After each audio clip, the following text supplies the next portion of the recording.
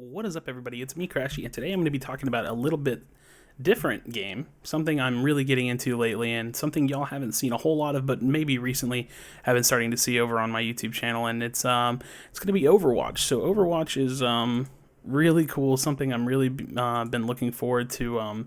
I don't know, get into. And only recently did I decide that it was actually going to be something that I wanted to pursue competitively and try to be a professional player in. And so I kind of took to Twitter today, asked a few, people what they wanted me to talk about, and there was a couple things that I'm going to mesh together a little bit. This is going to be a scrim gameplay. I don't have any of the audio on, so you're just going to be hearing the commentary over the gameplay. So let's go ahead and get into these topics. So the first thing I want to talk about is kind of like the competitive settings, and one thing that people I have seen, like casual players, people that play on Xbox for Overwatch, have been talking about on Twitter, and that's heroes and kind of like how you play the heroes and how many you can have on a team. And this is really the first thing I want to talk about. Me personally, I really am not a fan of having multiple heroes on a single team. Now, there's not enough heroes to make it like a total MOBA where you like ban heroes and only have one of any hero in the whole game. That's not really the point here.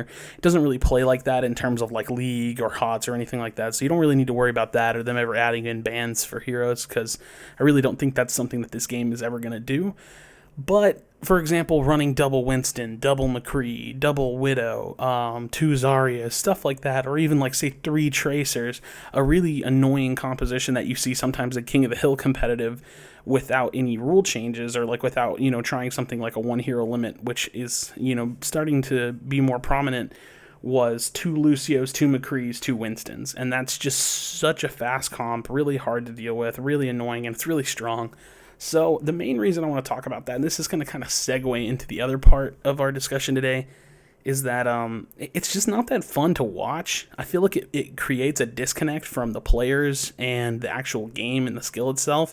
If you were to see a commentator say, "Oh, look at that McCree play," well, which team is he talking about? First of all, because that's already an issue with Overwatch, and which player on which team. There could be up to 4 McCrees in a single game, maybe more. So I just think overall, and this has nothing even to do with balance, not to mention that I like it better for balance, it might be better to have, a one hero limit, make it to where you see more of the heroes, make it to where the compositions are cool, because even if you are running 2 tanks, 2 healers, 2 DPS, you see something totally different. A Soldier 76, a Widow, a McCree, a single tank Winston, Mercy, Zenyatta, something like that, I just think it's better for the game, especially with how strong McCree is currently. And it definitely, from my perspective, from running scrims, it feels much, much better. I think the scrim that you're watching now actually does have a one hero limit, and it just feels good to run that way. So I'm really hoping that might eventually become the standard for the whole game.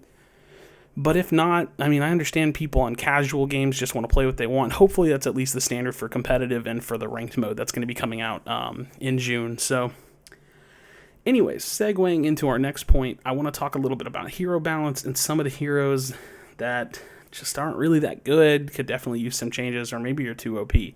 So my first one, you'll probably see me play her now, is Widowmaker. This character is probably, I don't really want to say she's super OP, but she's the strongest impactful hero in the entire game. If she gets a pick, everything changes.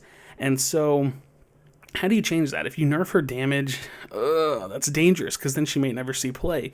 So I'm thinking what you could do is this. Maybe nerf her damage not to the head. So basically leave headshots as a very viable way to play her, but nerf the damage in the chest and the body a little bit. Make it to where she doesn't super chunk somebody, but it's still viable to hit somebody in the chest, because you still need to be able to use her. And also her ult needs to change. And there's 2 ways I think they can fix her ult.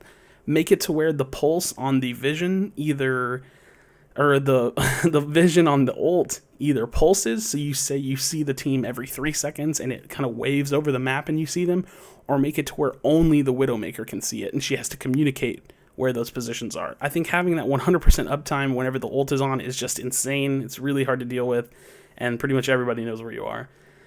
The next hero is McCree. Everybody knows him. Stun grenade, right click, roll, right click. You know what I mean? It's insane. He does way too much damage. He can almost one-shot a tank. It's just crazy. Ultimately, I think the best fix for him is to leave the grenade alone. You want him to be that counter to flankers like Tracer and Genji.